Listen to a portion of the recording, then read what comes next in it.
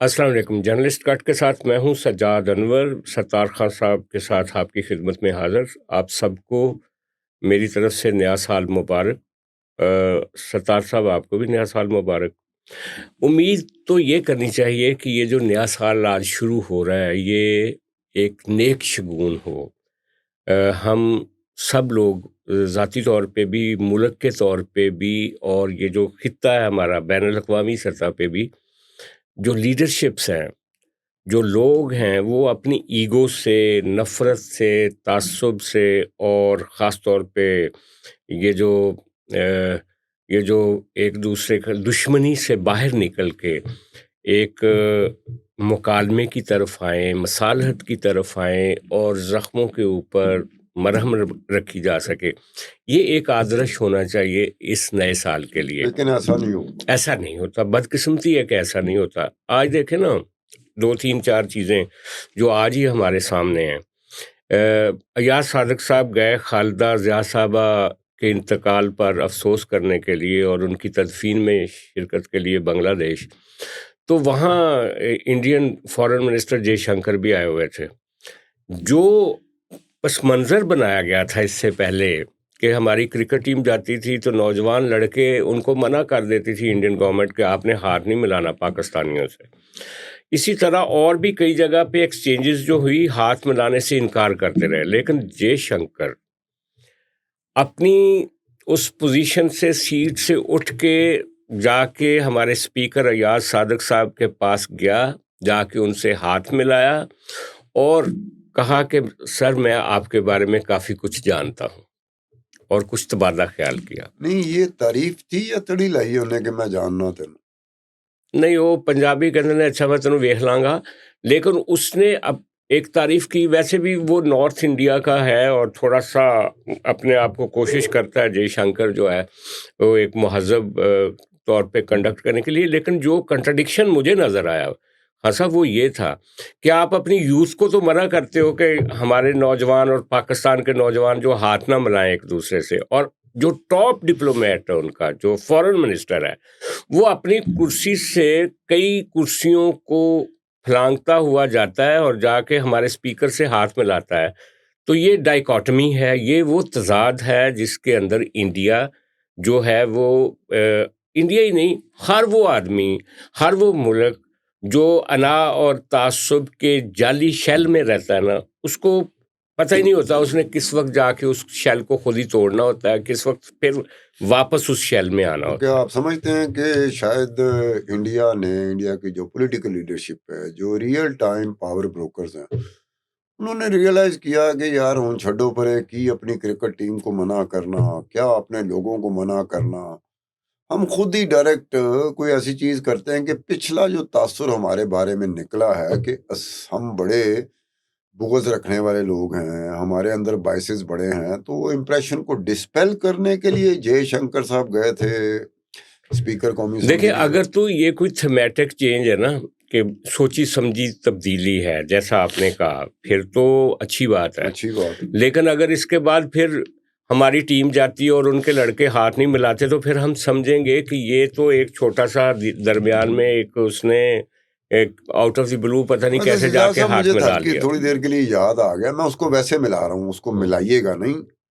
ایک مرتبہ یہ ہوا تھا کہ جنرل پرویز مشرف بھی اس وقت اٹل بہاری واجپئی پردھان منتری تھے انڈیا کے، تو ایک اسی طرح کی کانفرنس میں جنرل پرویز مشرف خود چل کے گئے تھے اٹل بہاری واجپئی کے پاس، ہاتھ ملایا تھا۔ اٹل بہاری واجپئی کا وہ سین دیکھنے والا کہ وہ ہڑبڑا گیا تھا کہ جنرل پرویز مشرف کو کیا ہوا۔ جیسے یہ میرے خیال میں کہیں وہ انہوں نے وہاں سے وہ لیڈ لی کہ جب جنرل پرویز مشرف خود جا کے اٹل بہاری سے ہاتھ ملا سکتا ہے، تو آج میں جے شنکر جو ہے وہ سردار ایاز صادق سے جا کے ہاتھ ملا لوں، یہ میں ویسے ملا رہا ہوں۔ آپ نے یہ جو ایکویشن پہ بتائی ہے نا، یہ بڑی ہسٹوریکل ایکویشن ہے۔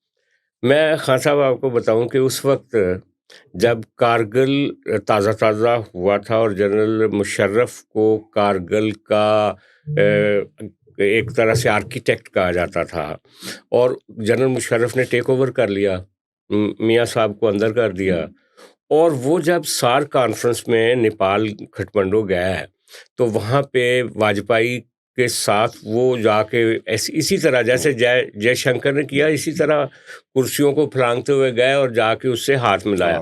اور واجپئی اسی طرح سکتے میں تھا جیسے کل ایاز صادق صاحب سکتے میں تھے. اچھا، یہ ایاز صادق بھی اسی طرح سکتے میں تھا. ایاز صادق نے جیو سے گفتگو کرتے ہوئے کہا کہ وہ آئے کمرے میں، لیکن میں آگے نہیں بڑھا تھا اس لیے کہ مجھے پتا تھا یہ ہمارے لڑکوں کے ساتھ ہاتھ نہیں ملاتے، تو میرے ساتھ کیوں ہاتھ ملائے گا. لیکن ایاز صادق کہتا ہے کہ اس وقت میں بالکل حیران رہ گیا کہ جب وہ سیدھا آیا اور آ کے مجھے ملا ہی نہیں، بلکہ بڑے مؤدبانہ لہجے میں کہا کہ سر میں آپ کے بارے میں کافی کچھ جانتا ہوں. اچھا. تو یہ ٹھیک بات ہے آپ کی. ویسے یہ ایک بات ہے کہ انڈرسٹینڈنگ ہو جانی چاہیے، ایک سینس آف ریئلائزیشن ہوتی ہے. سینس آف ریئلائزیشن کیا ہوتی ہے کہ میں عبدالستار خان، مجھے پتا، میں محسوس کر لیتا ہوں کہ یار میں کوئی ٹھیک نہیں کر رہا. دیکھو اسے کہتے ہیں سینس آف ریئلائزیشن. اگر وہ قومی سطح پہ ہو، وہ کر لیتے ہیں کہ what is sense of realisation, کہ بھئی جنگ جو ہونی تھی اس کا جو نتیجہ نکلنا تھا وہ ہمارے اختیار میں نہیں تھا، نہ انڈیا کے اختیار میں تھا. جنگ ہوئی، کتنا ان کے اختیار میں تھا، کتنا ان کے اختیار میں نہیں تھا. پھر جنگ کا جو نتیجہ آیا وہ تو بالکل ان کے اختیار میں نہیں تھا، ان کے لیے بلنڈر تھا. اب اس کے بعد جو دکھ ایک ملتا ہے وہ ایک ٹائم پیریڈ ہوتا ہے، جس ٹائم پیریڈ تک وہ دکھ چلتا ہے، سوگ چلتا ہے، ماتم چلتا ہے. تو اس پیریڈ میں یہ نریندر مودی کی بی جے پی کی حکومت نے کیا کیا، جیسے یہ کرکٹ کی ٹیم کے لڑکوں کے ساتھ انہوں نے ہاتھ نہیں ملایا.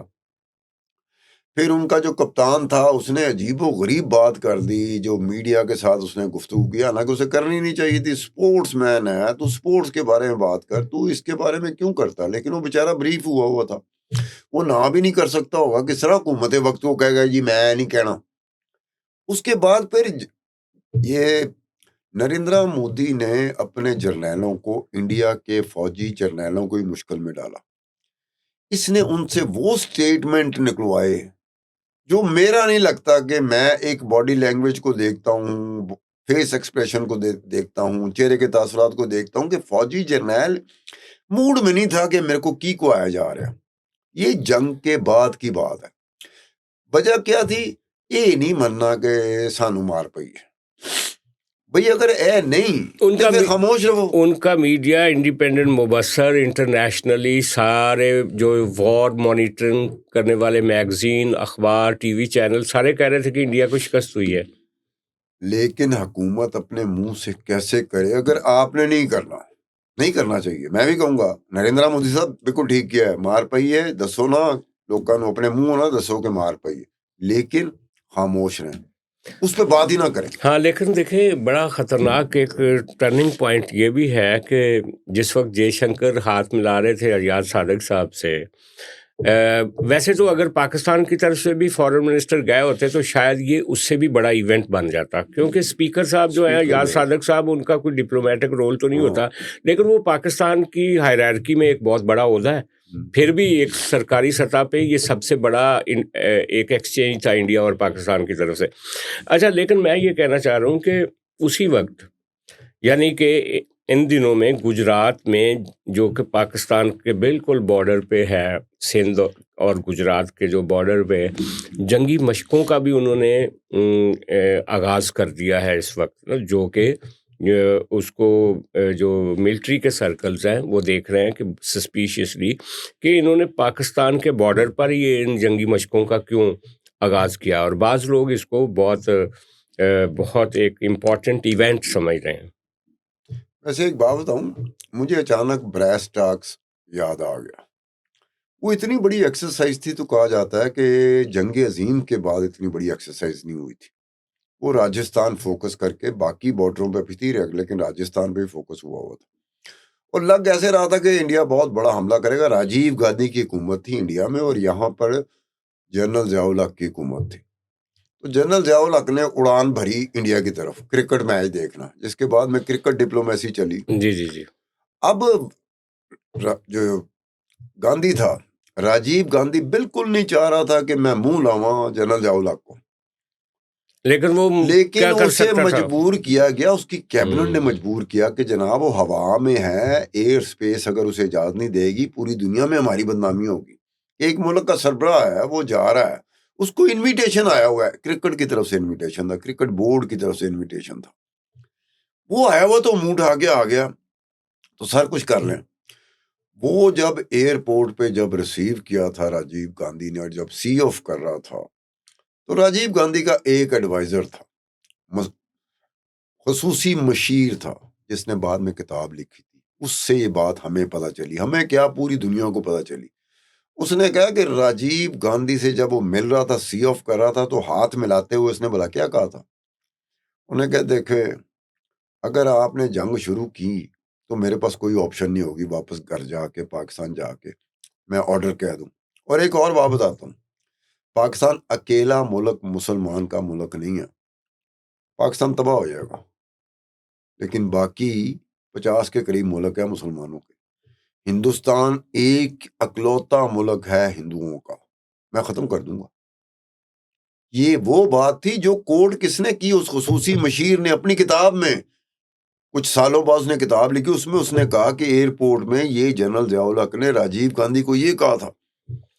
اور راجیو گاندھی وہ جو خصوصی مشیر, اس وقت میرے ذہن میں اس کا نام نہیں آ رہا, اس نے یہ کہا تھا کہ جنرل ضیاء الحق کا آپ کو سٹائل پتہ ہے, مسکراتا رہتا تھا. کہتا باقی ڈیلیگیشن کو پتہ ہی نہیں تھا کہ اس نے راجیو گاندھی سے بات کیا کی ہے. انہیں کہا میں کھڑا تھا, ضیاء الحق کھڑا تھا اور راجیو گاندھی کھڑا تھا, باقی کیبنٹ سائٹ پہ تھی. ایئرپورٹ پہ انہوں نے کہا کہ جو ضیاء الحق ہر ایک سے ایسے ہی مل رہا تھا کہ کسی کو محسوس ہی نہیں ہوا کہ ضیاء الحق نے یہ میسج خوفناک دیا. اس کے فوراً بعد فوجیں ہٹ گئی تھیں. اب یہ کہنے کا مطلب اچھا, لیکن یہ تو آپ نے درست کہا, تاریخ آگے بڑھ گئی, ہم اب چوتھی دہائی میں اس کے بعد, لیکن آج ہی کا واقعہ ہے کہ جناب جو پاکستان کی نیوکلیئر اور انڈیا کی جو نیوکلیئر انسٹالیشنز ہیں ان کا تبادلہ آج پھر ہوا. جنگ کے بعد یہ پہلا ایونٹ ہے. میں نے بتایا کہ جنگ کے بعد دیکھیں یہ ڈپلومیٹک فرنٹ ہے, یہ ڈپلومیٹک چینل ہے, وہ ہمیں دیتے ہیں ڈیٹیلز, ایکسچینج ہوتا ہے nuclear facilities and nuclear installation, وہ ہمیں دیتے ہیں ڈیٹیلز, ہم انڈیا کو دیتے ہیں.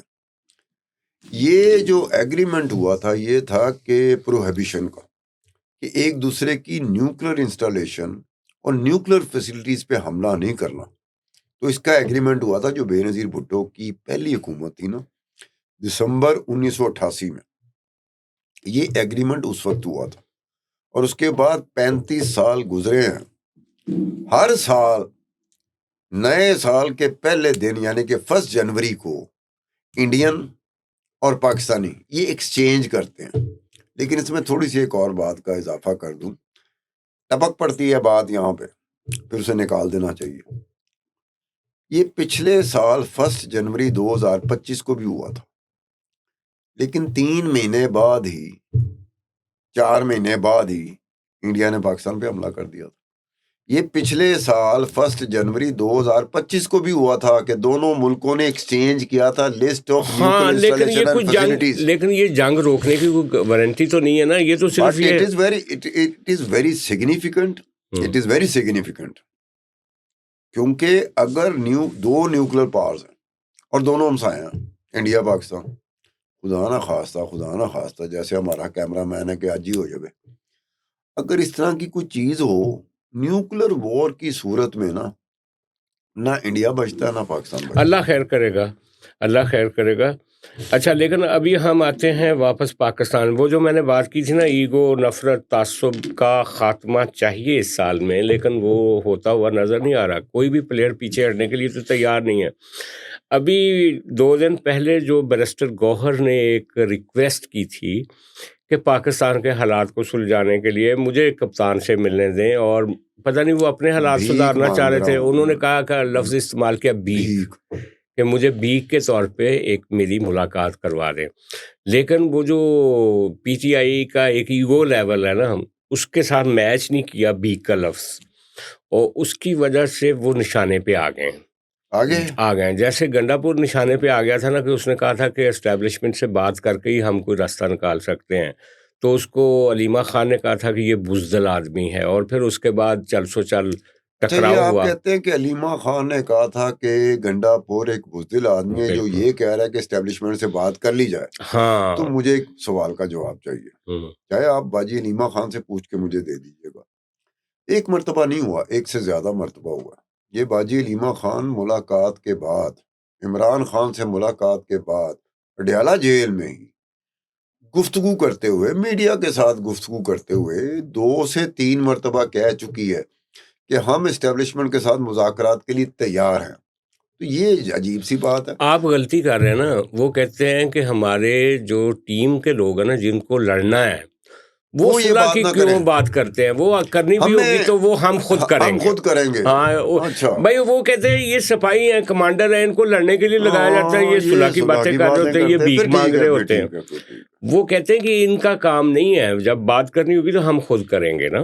وہ تو اچھا لیکن اس میں نے ایک چیز نوٹس کی تھی، میں نے کیا سب نے نوٹس کی ہوگی، یہ جب بھی اس طرح کی بات لے کے آتے ہیں، جب کبھی بھی باجی علیمہ خان نے میڈیا سے گفتگو کرتے ہوئے اڈیالہ جیل سے باہر نکلتے ہوئے بات کی کہ ہم اسٹیبلشمنٹ کے ساتھ بات چیت کے لیے تیار ہیں، پولیٹیکل لیڈرشپ کے ساتھ نہیں.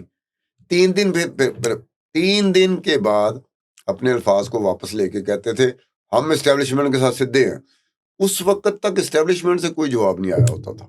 اس لیے کہ جب آپ کہتے ہیں کہ ہم نے بات کرنی ہے اور آگے سے جواب نہ آئے تو پھر مجبوراً آپ یہی کہیں گے کہ اپنے واپس لینے پڑتے ہیں. اسی طرح سے عمران خان نے کوئی کمیٹیاں بنا دیتا تھا کہ اسٹیبلشمنٹ کے ساتھ بات کرو، پھر وہ کمیٹیاں پھر توڑ کہتے تھے دیتا کہ تھا. ان کو تو کہا ہی نہیں گیا تھا. وہ سواتی صاحب جو تھے وہ جا کے صبح صبح ملے اور کہا گیا ان کو گو ہیڈ مل گیا. بعد میں کہا سواتی کون ہے، ہم نے تو کسی کو نہیں کہا تھا. جھوٹ بڑا بول رہے ہیں. اچھا لیکن دوسری بات یہ ہے کہ اب یہ جو گوہر خان ہے نا، ان کا عہدہ بھی خطرے میں ہے آنے والے دنوں میں. چیئرمین کوئی پی ٹی آئی کا نیا ایکسپیکٹ کرے. اچھا یا تو پھر سیدھا کرے نا جیسے دوسری موروثی پارٹیاں کرتی ہیں کہ وہ اپنے رشتہ دار کو چیئرمین بنا دیتی ہیں یا صدر بنا دیتی ہیں. آپ نے یہ بھی نہیں کرنا. نہیں یہ نئے انداز میں عمران خان ہمیں نئے انداز میں چونک رہا ہے کہ موروثی سیاست تو میں بھی کر رہا ہوں. وہ الگ بات ہے کہ میں ہر پارٹی کو اسی بات پہ رگڑا لگاتا تھا کہ یہ موروثی سیاست کرتے ہیں. بھٹو کے بعد بھٹو کا بیٹا یا بیٹی، نواز شریف کے بعد اس کا بیٹا یا بیٹی. میں بھی ایسا ہی کروں گا لیکن بغیر کوئی سیاسی عہدہ دیے بغیر. یعنی کہ پی ٹی آئی میں دیکھیں باجی علیمہ کے پاس کون سا عہدہ ہے؟ سیاسی عہدہ تو کوئی نہیں پی ٹی آئی کا. بالکل بالکل. اب وہ یہ کہہ سکتے ہیں کہ جناب میں نے عہدہ تو دیا ہی نہیں. وہ وقتی طور پہ بات تھی، وہ مجھ سے مل کے باہر نکل رہی تھی تو انہوں نے بات کر دی. ویئر ایز جو پی ٹی آئی کی پوری لیڈرشپ ہے جس میں بیرسٹر گوہر بھی آتا ہے، تمام کے تمام وہ باجی علیمہ خان کی طرف پوری طرح دیکھنا افورڈ ہی نہیں کر سکتے. وہ جو کہے گی. اچھا جس نے بھی کہا نا کہ علیمہ خان کون ہوتی ہیں، ان کا پارٹی سے کیا تعلق ہے، وہ کھڈے لائن ہو گیا جس نے بھی کہا. اچھا ابھی ہم تھوڑا سا اور آگے بڑھتے ہیں اور پاکستان کے لیے ایک تھوڑا سا یہ جو گلف سٹیٹس ہیں اس وقت اور خاص طور پہ خطۂ عرب جو ہے وہ ایک طرح سے نا ایک جنگی سی کیفیت وہاں پہ نظر آ رہی ہے. اور پاکستان کا کردار جو ہے وہاں پہ ایک بہت پیچیدہ نوعیت کا کردار ہے. دیکھیں اب تک جب بھی ہمیں فائنینشیل ایڈز کی ضرورت پڑی یا ہمارے معاشی حالات خراب ہوئے تو I M F, world bank کے علاوہ 3 جگہ سے ہمیں سپورٹ ملتی رہی. یا تو چائنا ہمیں کچھ ایسے فنڈز مینیج کر دیتا تھا، یا سعودی عرب، اور 2 دوسرے ملک، ان میں ایک UAE اور تیسرا قطر. یہ ممالک تھے جو ہمیں $1 ارب دے دیتے تھے کہ آپ رکھیں تاکہ آپ کا کچھ گزر اوقات ہوتا رہے. لیکن اس وقت یہ تینوں ملک آپس میں ٹکرا رہے ہیں. ٹکرا اس وجہ سے رہے ہیں کہ جہاں جہاں پہ ایران نے ایک انفلوئنس قائم کر لیا تھا اسرائیل سے جنگ سے پہلے، خاص طور پہ یمن میں حوثی باغی تھے، شام میں جو جولانی کے اقتدار سے پہلے کے جو باغی تھے وہ بھی ایران کے ساتھ تھے، لبنان میں بھی لوگ شامل تھے، کچھ لیبیا کے لوگ بھی تھے. تو ایک ایران نے ایک پیرلل ڈھانچہ بنا لیا تھا عرب دنیا میں. وہ پیرلل ڈھانچہ جو ہے وہ کمزور ہو گیا اسرائیل کی جنگ کے بعد. اور یمن جو ہے وہاں سے سعودی عرب کے لیے تھریٹ رہتی ہے ہمیشہ، لیکن اس وقت یمن میں ایک ایسی فورس امرج ہو گئی ہے جو کہ بیشتر علاقوں پہ جس نے قبضہ کر لیا، جو کہ یو اے ای کے زیر اثر ہے۔ اسی طرح قطر جو ہے وہ بھی اسرائیل کے ساتھ جو عرب دنیا کی گفتگو ہو رہی ہے اس کا سینٹر ہے وہ۔ اچھا، ہمارے ساتھ تینوں ملکوں کے ایک جیسے تعلقات تھے، لیکن اب ہمیں چوائس کرنی پڑ رہی ہے، اور یہی وجہ ہے کہ آج ہمیں اسلام آباد میں بیٹھے کچھ جرنلسٹ اور کچھ ذرائع یہ بتا رہے ہیں کہ جناب یو اے ای تو جو ہے وہ بلوچستان میں جو انسرجنسی ہے وہ بلوچوں کی مدد کر رہا ہے، اور اس نے انڈیا کو بھی سپورٹ کیا تھا مئی کی جنگ میں۔ قطر نے جو اسرائیل کے جو میزائل تھے یا راکٹس تھے وہ سارے قطر کے ذریعے انڈیا پہنچے تھے، قطر نے بھی انڈیا کی مدد کی۔ ٹھیک ہے، ہم سعودی عرب ہمارا ایک طرح سے وہاں پہ ایک سپریم الائی ہے سعودی عرب، لیکن پاکستان کو وہاں کے میس میں جانے سے پہلے اپنی صورتحال کو دیکھنا پڑے گا، کیونکہ قطر کا بڑا انفلوئنس ہے افغانستان پہ، اور یو اے ای کا بڑا انفلوئنس ہے بلوچستان کے علیحدگی پسندوں پہ۔ تو اگر ہم سعودی عرب کی مدد کے لیے جاتے ہیں وہاں پہ اور ایک سیدھا ایک موقف لے لیتے ہیں کہ ہم سعودی عرب کے ساتھ کھڑے ہیں، تو اس کے نتیجے میں ہمیں انٹرنلی کچھ مسائل کا سامنا بھی کرنا پڑ سکتا ہے۔ صاحب صرف یہ دیکھنا پڑے گا کہ پاکستان اور سعودی عرب کا جو ایگریمنٹ ہوا ہے اس کی ڈیٹیل میں جا کے دیکھنا پڑے گا۔ مجھے لگ ایسے رہا ہے کہ پاکستان نے اس چیز کو انشور ضرور کیا ہوگا کہ دو مسلمان ممالک کے درمیان اگر ہوا تو پاکستان پارٹی نہیں بنے گا۔ شاید کیا ہو، شاید نہ کیا ہو۔ یہ پہلے انشور کر لینا ہم کہ اس ایگریمنٹ میں یہ ہے، کیونکہ ایک آبویس بات ہے۔ میرا ہنچ ہے جو مجھے کہہ رہا ہے کہ پاکستان نے اس کو اوائڈ کیا ہوگا، اس نے کہا کہ پاویں اسرائیل کے ساتھ ٹکرا جاؤ، پاویں روس کے ساتھ ٹکرا جاؤ، ہم کھڑے ہوں گے، لیکن دو مسلمان ممالک کے درمیان اگر ہوگا تو پاکستان پارٹی نہیں بنے گا۔ یہ آپ کو چیک کرنا پڑے گا وہ ایگریمنٹ جو پاکستان اور سعودی عرب کا ہوا جس کی پوری دنیا میں دھوم مچ گئی تھی۔ دیکھیں، یہ ایک سوال اس وقت پیدا ہوا تھا جب میاں نواز شریف وزیر اعظم تھے اور یمن میں نہیں، لیکن میں یہ اس ایگریمنٹ کی بات کر رہا ہوں جو اسی سال ہوا ہے۔ میں صرف یہی بتانے لگا تھا کہ جب ہم یمن میں نہیں گئے تھے نا تو سعودی عرب خاصا ناراض ہو گیا تھا۔ اب یہ جو ایگریمنٹ ہوا ہے ناراض ان کا حق ہے بننا، ان کو پیسے دیتے ہیں نا، ہمیں ترس کھا کے ہمیں پیسے دیتے ہیں تو ان کا ناراض ہونا بنتا ہے۔ تو میں یہی کہہ رہا ہوں نا کہ اس وقت مجھے نہیں لگتا کہ ایسی کوئی شک ہے، ویسے پڑھ لیں گے ہم اس پروگرام کے بعد، اس معاہدے کو بھی دیکھ لیں گے، لیکن یہاں پہ میں یہ ضرور کہوں گا کہ یو اے ای اور قطر دونوں کے ساتھ، قطر کے ساتھ تو خاص طور پہ مسلم لیگ نون کی لیڈرشپ کے بہت اچھے تعلقات ہیں۔ یو اے ای میں زرداری صاحب کا بھی گھر ہے اور باقی بہت سارے لوگوں کا۔ تو یہ ساتھ آپ نے نواز شریف کا کیوں کہا کہ قطری شہزادے نے جو خط لکھا تھا پناما پیپر کے اوپر، اور قطری شہزادے نے کہا تھا کہ یہ جو ایون فیلڈ کے فلیٹس ہیں لندن میں، یہ میں نے تو ان کو دیے تھے کیونکہ انہوں نے مجھے پیسے دی تھی، اس وجہ سے آپ کہہ رہے ہیں قطر کے ساتھ؟ نہیں، اس سے بھی پہلے کی بات ہے کہ میاں شریف فیملی کا کہنا ہے، نواز شریف فیملی کا، کہ جب ذوالفقار علی بھٹو نے نیشنلائز کیا تھا اتفاق فاؤنڈری کو تو میاں شریف صاحب نے، اسٹیل مل وہیں سے بنی تھی، ہاں، میاں شریف نے جا کے اسٹیل مل بنی تھی، وہ گلف اسٹیل مل کو انہوں نے بیچ کے، تو جو پیسے ان کو ملے تھے گلف اسٹیل مل کو بیچنے کے بعد وہ انہوں نے قطری شہزادے کو دے دیے۔ جی بقول ان کے۔ تو قطر کے ساتھ میں صرف بات یہ کہ ان کے تعلقات ہیں، یو اے ای کے ساتھ بھی ہماری جو پولیٹیکل ایلیٹ ہے ان کے تعلقات ہیں، ہمارے بہت سارے جرنیلوں کے فلیٹ ہیں، گھر ہیں، یہ وہ۔ تو سعودی عرب میں ہمارا خانہ کعبہ ہے، وہاں پہ ایک طرح سے ہماری ایک مذہبی تقدس جو ہے جڑا ہوا ہے، تو ایک بیلنس ویو ہوگا پاکستان کا تو تبھی بات بنے گی۔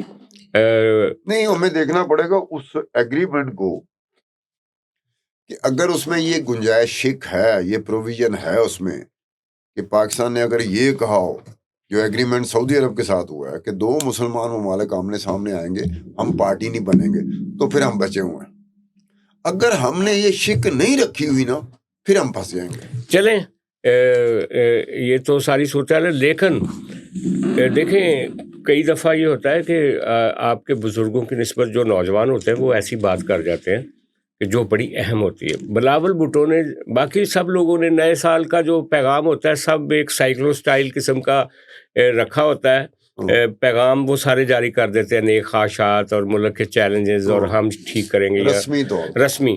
تو لیکن بلاول بھٹو نے جو پیغام دیا اس میں ایک بات میں سمجھتا ہوں بہت امپورٹنٹ ہے. اس نے کہا ہے کہ نیا سال جو ہے نا وہ پاکستان میں مکالمے کے لیے, مصالحت کے لیے اور زخموں پہ مرہم رکھنے کے لیے ہونا چاہیے.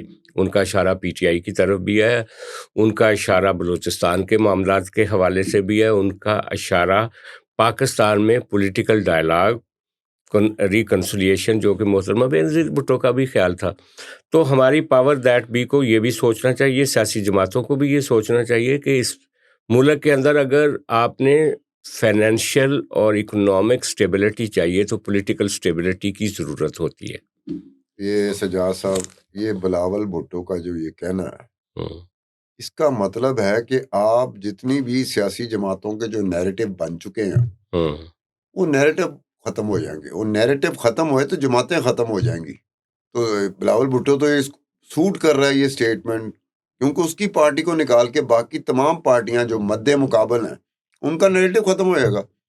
یہ بلاول بھٹو نیریٹو ختم کرنے کی بات کر رہا ہے کہ جناب صلح کر لو, جناب اصلاح کر لو, جناب مذاکرات کر لو, جناب مکالمے کر لو. اس کا مطلب ہے کہ نیریٹو ساروں کو ڈبونا پڑے گا اپنا, پھر ہی بات ہو سکتی ہے. دیکھیں یہ بات تو مریم نواز صاحبہ بھی کرتی ہے نا کہ نیریٹو کے چکر میں ملک کا نقصان نہیں ہونا چاہیے. مریم نواز کو نہیں نظر آتا کہ وہ بھی ایک نیریٹو پہ چل رہے ہیں. نہیں, لیکن یہ بات تو ہمارے آرمی چیف بھی کہتے ہیں نا کہ سیاسی بیانیوں کی وجہ سے ملک کو نقصان. سیاسی طور پہ کچھ سٹیک پہ نہیں ہے. پولیٹیکل پارٹیز کا سیاسی طور پہ سٹیج پہ بہت کچھ ہے. یہ بیانیہ ہی ہوتا ہے جس نے ہمارے کیمرہ مین کو ادھر سے ادھر کر دیا, یہ بیانیہ ہی ہوتا ہے جس نے ماجا بلی مار کو ادھر سے ادھر کر دیا. اب اس بیانیہ دفنانے کا مطلب ہوگا پارٹی ختم. دفنائے نہیں, اپنے بیانیے پہ رہ کر بھی تو صلح کر سکتے ہیں آپ لوگ. آج کے لیے اتنا ہی. ستار خان صاحب اپنے مرشد کو بچانے کے لیے مصالحت کی طرف نہیں آنا چاہتے. اب آپ کوئی کمنٹس کریں ستار صاحب کے بارے میں, اور جو کمنٹ صاحب کے ہوتے ہیں وہ بڑے زبردست ہوتے ہیں, لیکن کچھ لوگ پتہ نہیں. خاص ایک کمنٹ یار وہ دسو نا, وہ کہندے نے کہ تسی مر کیوں نہیں جاندے دونوں. اور بھی یہ بات ان کو بتا دو نا, جس کسی نے بھی کامنٹ کیا کہ تسی دونوں مر کیوں نہیں جاندے, ذرا بات بتا دیں کہ یار خودکشی ہر مذہب میں حرام ہے. اچھا یار کچھ لوگ یہ بھی کہتے ہیں کہ یہ سٹھائے گئے ہیں. وہ ایک کمنٹ تھا کہ سٹھائے گئے. ان سے میں یہ پوچھنا چاہتا ہوں کہ ان سے یہ پوچھیں کہ دنیا میں, ساری دنیا میں جو ریٹائرڈ لوگ ہوتے ہیں ان کے ویوز کی, ان کی ایکسپرٹیز کی دنیا تو قدر کرتی ہے.